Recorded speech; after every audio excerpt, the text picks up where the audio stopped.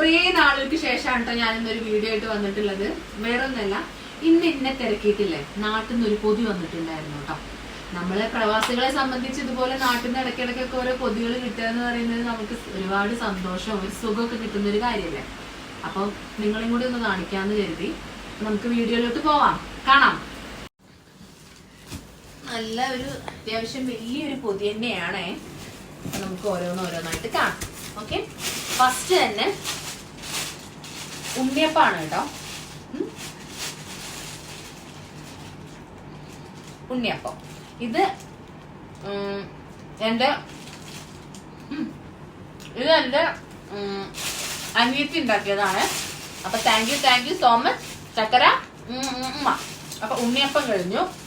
പിന്നെ അച്ചാറ്, എന്റെ ഉമ്മാന്റെ കൈ കൊണ്ട് ഉണ്ടാക്കിയ വെളുത്തുള്ളി അച്ചാറ്.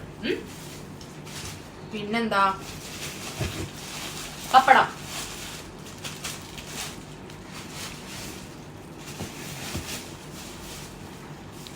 ഉണക്കമീന് ഓഫാക്കി പൊട്ടിക്കട്ടെ. ഇത് മാന്തള്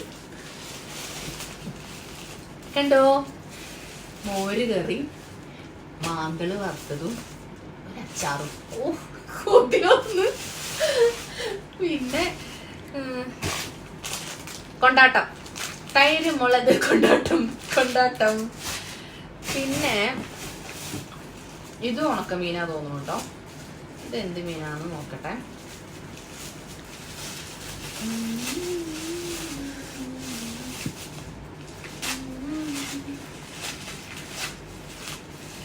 ഇത് മറ്റേ കുഞ്ഞയില് അല്ലേ ചേച്ചി?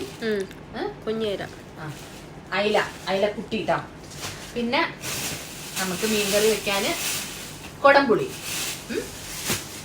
പിന്നെ പൊടി. അയ്യോ, ഇത് പൊട്ടിപ്പോയി. ചെമ്മീൻ പൊടി, ചമ്മന്തിപ്പൊടി.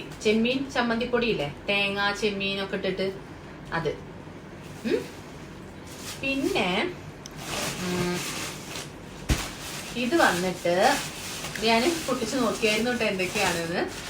ഇത് മിച്ചർ അല്ലേ, മിച്ചർ. പിന്നെ ഇത് ചക്ക ചിപ്സ്. ഇവിടെ ചക്ക ചിപ്സ് കൊതിച്ചാണ് കേട്ടോ വീഡിയോ എടുക്കുന്നത്.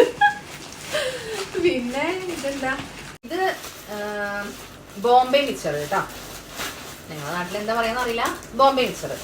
പിന്നെ ഇത് നമ്മുടെ എന്താ മധുര ചിപ്സ് അല്ലേ ഇത്?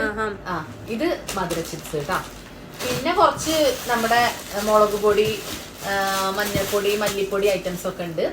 അപ്പം ഇത് ഇനിയിപ്പോ ഇവിടെ കുറച്ച് ചേച്ചിമാരുണ്ട്, നമ്മുടെ കൂടെപ്പിറപ്പുകൾ പോലെ നമ്മുടെ കൂടെ നിൽക്കുന്ന കുറച്ച് ചേച്ചിമാര്. അവർക്കൊക്കെ ഷെയർ ചെയ്യുക, കഴിക്കുക എന്നൊക്കെ പറയുന്നത് വളരെ സന്തോഷമുള്ളൊരു കാര്യമാണ്. അപ്പം ഇത് കൊടുത്തു വിട്ട എൻ്റെ ഉമ്മായോട് ഞാൻ ഈ ഒരു അവസരത്തിൽ നന്ദി പറയുന്നു. പിന്നെ ഉണ്ണിയപ്പം വളരെ നന്നായിട്ടുണ്ടെന്ന് ചക്കരയോട് പ്രത്യേകം പറയുന്നു. ചേച്ചിക്ക് ഇങ്ങനെ മധുരം എണ്ണയൊന്നും കഴിക്കാൻ പാടില്ല.